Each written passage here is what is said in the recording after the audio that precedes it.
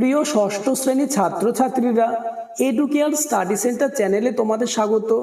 যেহেতু তোমাদের এপ্রিল মাসের ফার্স্ট উইকে প্রথম ইউনিট টেস্ট পরীক্ষা, তাই তোমাদের পরীক্ষায় চূড়ান্ত সফলতা অর্জনের জন্য আজ আলোচনা করব ষষ্ঠ শ্রেণীর বাংলা সাবজেক্টের প্রথম ইউনিট টেস্ট পরীক্ষার অতীব গুরুত্বপূর্ণ একটি কোয়েশ্চেন পেপার নিয়ে। তাই ভিডিওটি প্রথম থেকে শেষ পর্যন্ত দেখো, কেননা আমি তোমাদের বাংলা পাঠ্য বই থেকে সবথেকে বাছাই করা এমন প্রশ্নই দিয়েছি যে প্রশ্নগুলি থেকে তোমাদের পরীক্ষায় কমন আসবেই। শুরু করছি আজকের আলোচনা। প্রথম পর্যায়ক্রমিক মূল্যায়ন 2026, ক্লাস 6, বিষয় বাংলা, পূর্ণমান 30, সময় 1 ঘন্টা। দাগ নম্বর 1, সঠিক উত্তরটি নির্বাচন করো। 1 গুণ 10 সমান 10, অর্থাৎ তোমাদের একের দাগে 10টি এমসিকিউ প্রশ্নের উত্তর করতে হবে। প্রথম প্রশ্ন, খোলের মধ্যে বোঝাই করা রয়েছে। উত্তর হবে অপশন ঘ, শুকনো খড়ের আঁটি। নেক্সট কোশ্চেন নম্বর 2, পথিকজনের ছাতা। পথিকজনের ছাতা কোনটি? উত্তর অশ্বত্থ গাছ, অর্থাৎ অপশন গ ইজ দ্য কারেক্ট অ্যান্সার। পরের প্রশ্ন, মাস্টার মশাই বিভীষণ দাস যে পাখির কথা বলেছিলেন। উত্তর অপশন খ, এমু পাখি। পরের প্রশ্ন, নদীর ধারে রয়েছে। উত্তর হবে অপশন গ, একটি বড় নৌকা। পরের প্রশ্ন, কবি অরুণ মিত্র কোন বিদেশি ভাষার বিশেষজ্ঞ ছিলেন? উত্তর অপশন খ, ফরাসি ভাষার। পরের কোশ্চেন, যেন বরফের ড্যাশ কাপড় পরে। উত্তর হবে অপশন ঘ, রূপালী। নেক্সট কোশ্চেন নম্বর 7, কবি নীরেন্দ্রনাথ চক্রবর্তীর একটি কাব্যগ্রন্থ হলো। উত্তর অপশন ক, নীল নির্জন। পরের কোশ্চেন, মনোরম শব্দের সন্ধি বিচ্ছেদ হলো। উত্তর হবে মনোযোগ রম, অর্থাৎ অপশন ক is the correct answer. Next question, কুমড়ে পোকার গায়ের রং। অপশন ক সাদা, অপশন খ লাল, অপশন গ হলুদ, অপশন ঘ কালো। এই প্রশ্নের উত্তরটি তোমরা আমাকে কমেন্টে জানাবে। আর চ্যানেলে নতুন হয়ে থাকলে চ্যানেলটিকে সাবস্ক্রাইব করে দেবে এবং ভিডিওটি তোমার বন্ধুদের মধ্যে শেয়ার করে দেবে। পরের প্রশ্ন, কোশ্চেন নম্বর 10, সন্ধি শব্দের অর্থ। উত্তর মিলন, অর্থাৎ অপশন ক is the correct answer. Next question number 11, আকন্দ বাড়ির 5-7 মাইলের মধ্যে আছে। উত্তর হবে অপশন খ, বঙ্গোপসাগর। পরের প্রশ্ন, পাইন গাছ স্বপ্ন দেখে। উত্তর অপশন খ, দিন রাত। নেক্সট কোশ্চেন নম্বর 13, অন্ন শব্দটির ব্যুৎপত্তিগত অর্থ অনুসারে ঠিকটি হলো। উত্তর হবে অপশন গ, যে কোনো খাবার। পরের প্রশ্ন, রিউবেন ক্যাংস্টাং কত বছর পশুদের ভাষা নিয়ে নিজেকে ব্যস্ত রেখেছেন? উত্তর হবে অপশন গ, 40 বছর। পরের প্রশ্ন, ঘাসফড়িং কবিতায় বলা হয়েছে। উত্তর অপশন খ, বর্ষার কথা। এই 15টি এমসিকিউ প্রশ্নের মধ্যে কতগুলি প্রশ্ন তুমি নিজে থেকে পারলে তা আমাকে কমেন্টে জানাবে। নেক্সট দাগ নম্বর 2, নিচের যে কোনো 8টি প্রশ্নের উত্তর দাও। 1 গুণ 8 সমান 8, অর্থাৎ 2 এর দাগে তোমাদের 8টি এসএকিউ প্রশ্নের উত্তর দিতে হবে। প্রথম কোশ্চেন, ওর খুব পেট গরম মশাই, তাই রোজ স্বপ্ন দেখে। এই লাইনটির বক্তাকে? উত্তর প্রশ্ন উদ্ধৃত লাইনটির বক্তা হলো আকন্দবাড়ি স্কুলের ক্লাস 5-এর এক ছাত্র সমীরকান্ত দীক্ষিত। পরের প্রশ্ন, মন ভালো করা কবিতায় মাছরাঙাটির গায়ের রং কি রকম? উত্তর মন ভালো করা কবিতায় মাছরাঙা পাখিটির গায়ের রঙের মধ্যে রয়েছে নীল, লাল, সবুজ ও হলুদ রঙের মিশেল। এক কথায় মন ভালো করার রোদ্দুরের মতোই। নেক্সট কোশ্চেন নম্বর 3, ভাষার প্রয়োজন হয় কেন? এমন প্রশ্নই তোমাদের আসবে, তাই আলোচিত প্রত্যেকটি প্রশ্ন তোমরা পরীক্ষার আগে মুখস্থ করে নাও।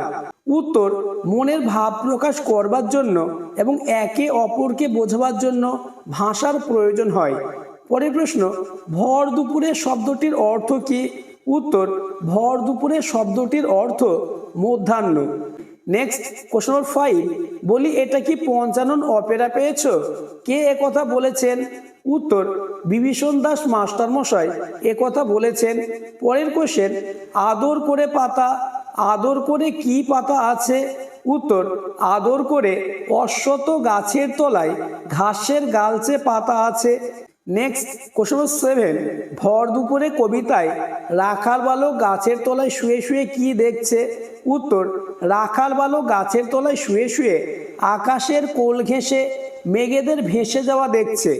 পরের প্রশ্ন কোশ্চেন নম্বর 8, বিসর্গ সন্ধির ফলে বিসর্গটি রতে রূপান্তরিত হচ্ছে এমন একটি উদাহরণ দাও। উত্তর, পুনযোগ অপি সমান পুনরপি। নেক্সট কোশ্চেন, আমি পশুর ভাষা বেশ বুঝি, একথা কে বলেছেন? উত্তর, আমি পশুর ভাষা বেশ বুঝি কথাটি বলেছেন পশু ভাষাবিদ রিউবেন ক্যাংস্তাং সাহেব। নেক্সট কোশ্চেন, হযবরল গল্পের বুড়ো লোকটির মতে কথকের বয়স কত? উত্তর, হযবরল গল্পের বুড়ো লোকটির মতে কথকের বয়স 37 বছর। নেক্সট কোশ্চেন নম্বর 11, হযবরল গল্পে অদ্ভুত জন্তুটার নাম কি? উত্তর, হযবরল গল্পে উল্লেখিত অদ্ভুত জন্তুটার নাম হিজিবিজবিজ। পরের প্রশ্ন, মৌলিক শব্দের সঙ্গে সাধিত শব্দের একটি পার্থক্য লেখো। উত্তর, যেসব শব্দকে ভাঙা যায় না, যার সঙ্গে কোনো প্রত্যয় বিভক্তি বা উপসর্গ যুক্ত থাকে না, তাদের মৌলিক শব্দ বলে। যেমন মা। মৌলিক শব্দ ও ধাতুর সঙ্গে উপসর্গ বা সমাসের সাহায্যে যে শব্দ গঠিত হয় তাদের সাধিত শব্দ বলে, যেমন তেলে ভাজা। নেক্সট কোশ্চেন, 4 পাতার দুটি অঙ্ক করবে, বাক্যটিতে পূরণবাচক ও সংখ্যাবাচক শব্দ চিহ্নিত করো। উত্তর, 4 হচ্ছে পূরণবাচক এবং 2টি হচ্ছে সংখ্যাবাচক। নেক্সট কোশ্চেন নম্বর 14, ধ্বনি কাকে বলে? উত্তর, ভাষার ক্ষুদ্রতম একককে বলা হয় ধ্বনি। নেক্সট কোশ্চেন, বিসর্গ সন্ধি কাকে বলে? উত্তর, বিসর্গের সঙ্গে স্বরবর্ণের বা বিসর্গের সঙ্গে ব্যঞ্জন বর্ণের মিলনে যে সন্ধি হয় তাকে বলে বিসর্গ সন্ধি। যেমন 2 যোগ সাধ্য সমান দুঃসাধ্য। নেক্সট দাগ নম্বর 3, নিচের প্রশ্নগুলির সংক্ষিপ্ত উত্তর দাও, যে কোনো 5টি, অর্থাৎ 3-এর দাগে তোমাদের 2 মার্কের 5টি প্রশ্নের উত্তর দিতে হবে। আমি তোমাদের জন্য 2 মার্কের এমন প্রশ্নই দিয়েছি যে প্রশ্নগুলি মোস্ট ইম্পর্টেন্ট। তাই বাংলা সাবজেক্টে 30-এ 30 পেতে চাইলে আলোচিত প্রত্যেকটি প্রশ্ন তোমরা পরীক্ষার আগে রেডি করে নাও। প্রথম কোশ্চেন, শঙ্করের বুকটা গর্বে ফুলে উঠল, শঙ্করের গর্বিত হওয়ার কারণ শঙ্কর সেনাপতি রচনাংশ অনুসারে বুঝিয়ে দাও। উত্তর, মাস্টারমশাই বিভীষণ দাস শঙ্করের কাছ থেকে কিছু পাখির কথা জানতে চান। শঙ্কর হাঁড়ি চাচা, দৌকোল, পানকৌড়ি, তিতির ইত্যাদি পাখির কথা বলে। শিক্ষক মহাশয় বিস্ময় প্রকাশ করে বলেন, বাহ, যত পারবে চোখ খুলে রেখো, পৃথিবীর পাখি, গাছপালা, মেঘ, আলো সব দেখে নেবে। শঙ্কর স্যারের কথায় অভিভূত হয় এবং গর্বে তার বুক ভরে যায়। নেক্সট কোশ্চেন, পাম গাছের বুক বেদনায় ভরা কেন? উত্তর, মরুভূমির রুক্ষ তপ্ত ছায়াহীন পরিবেশে পাম গাছকে একা দাঁড়িয়ে থাকতে হয়। এদিকে মরুভূমির বালি অত্যন্ত গরম, তার হাওয়া পাম গাছের বুকে লাগে। মরু তপ্ত হাওয়ায় পাম গাছের ভীষণ কষ্ট হয়, এই কারণে তার বুক বেদনায় ভরা। নেক্সট কোশ্চেন নম্বর 3, ভর দুপুরে কবিতায় অশ্বত্থ গাছটিকে প্রতীকজনে ছাতা বলা হয়েছে কেন? উত্তর, ভর দুপুরে কবিতায় কবি নীরেন্দ্রনাথ চক্রবর্তী একটি নিস্তব্ধ নিঝুম দুপুরের ছবি এঁকেছেন। অলস মধ্যাহ্নে ডালপালা মেলে দাঁড়িয়ে রয়েছে একটি অশ্বত্থ গাছ। কোনো ক্লান্ত পথিক যখন এই অশ্বত্থ গাছের তলায় আশ্রয় নেয়, তখন গাছটি তার ছড়ানো ডালপালা ও পাতার ছায়ায় পথিকদের রোদ বৃষ্টি থেকে রক্ষা করে। তাই অশ্বত্থ গাছটিকে পথিকজনে ছাতা বলা হয়েছে। পরের প্রশ্ন, স্বপ্ন সে দেখে দিনরাত দুলে দুলে, কে কি স্বপ্ন দেখে? উত্তর, বরফে ঢাকা পাহাড়ে দাঁড়িয়ে থাকা পাইন গাছ দুলে দুলে স্বপ্ন দেখে।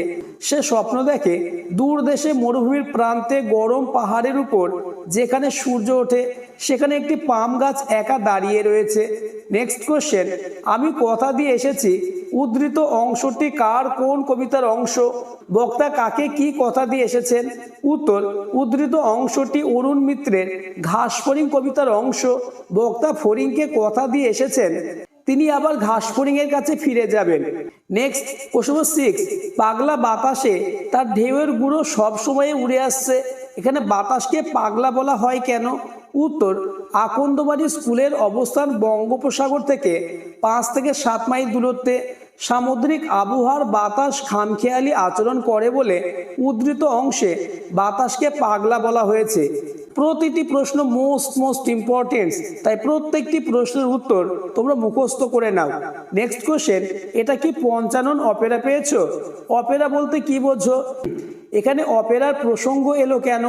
উত্তর, অপেরা কথাটি আমরা গীতিনাট্য, যাত্রা বা থিয়েটারের দলকে বোঝানোর জন্য ব্যবহার করি। যাত্রা বা নাটকে অভিনেতা অভিনেত্রীরা প্রায়ই নিজের মন থেকে অনেক কথা বলেন। শঙ্কর নিজের উদ্ভাবনী প্রতিভার মাধ্যমে এমু পাখির বর্ণনা দিচ্ছিল, ফলে অভিনেতা অভিনেত্রীর সঙ্গে সাদৃশ্য কল্পনা করে মাস্টারমশাই এই প্রসঙ্গ এনেছেন। নেক্সট কোশ্চেন নম্বর 8, পশু পাখির ভাষা রচনাংশে শিম্পাঞ্জি সম্পর্কে লেখক কি জানিয়েছেন? উত্তর, পশু পাখির ভাষার লেখক সুবিনয় রায় চৌধুরী জানিয়েছেন, শিম্পাঞ্জিরা মানুষের জাত ভাই হলেও তাদের ভাষা বলতে সেভাবে কিছু নেই। তারা ভালোবাসা, সহানুভূতি প্রভৃতি খুব ভালো বোঝে এবং সহজে ভাব পাতায়। নেক্সট কোশ্চেন নম্বর 9, কুমড়ে পোকা কিভাবে শিকার সংগ্রহ করে? এই প্রশ্নের উত্তর আলোচনার আগে যারা এখনো আমার চ্যানেলটিকে সাবস্ক্রাইব করোনি, এক্ষুনি চ্যানেলটিকে সাবস্ক্রাইব করে দাও এবং ভিডিওটি তোমার বন্ধুদের মধ্যে শেয়ার করে দাও। উত্তর, কুমড়ে পোকা কোনো মাকড়সা দেখতে পেলেই কিন্তু সেটা ছুটে গিয়ে তার ঘাড় কামড়ে ধরে, কিন্তু সেটাকে একেবারে মেরে ফেলে না। শরীরে হুল ফুটিয়ে একরকম বিষ ঢেলে দেয়। এভাবে সে অন্তত 5-7 বার হুল ফোটায়। এরপর সে সেই অসার মাকড়সাটাকে নিয়ে নতুন বানানো কুঠুরির মধ্যে হাজির হয়। নেক্সট এবং তোমাদের লাস্ট দাগ নম্বর 4, নিচের যে কোনো দুটি প্রশ্নের উত্তর দাও। প্রতিটি প্রশ্নের মান 1 করে। প্রথম কোশ্চেন, মৌলিক শব্দ কাকে বলে? উত্তর, যেসব শব্দকে ভাঙা যায় না বা ভাঙা গেলেও টুকরো অংশগুলির কোনো অর্থ থাকে না তাদের বলা হয় মৌলিক শব্দ। এগুলিকে সিদ্ধ শব্দ বলা হয়, যেমন লাল, কালো, 1, 2, হাতি, ঘোড়া ইত্যাদি। পরের প্রশ্ন, বিসর্গ সন্ধি কাকে বলে? উত্তর, প্রথম পদের বিসর্গের সঙ্গে পরবর্তী পদের স্বর কিংবা ব্যঞ্জনের যে সন্ধি হয় তাকে বিসর্গ সন্ধি বলা হয়, যেমন নমযোগ কার সমান নমস্কার।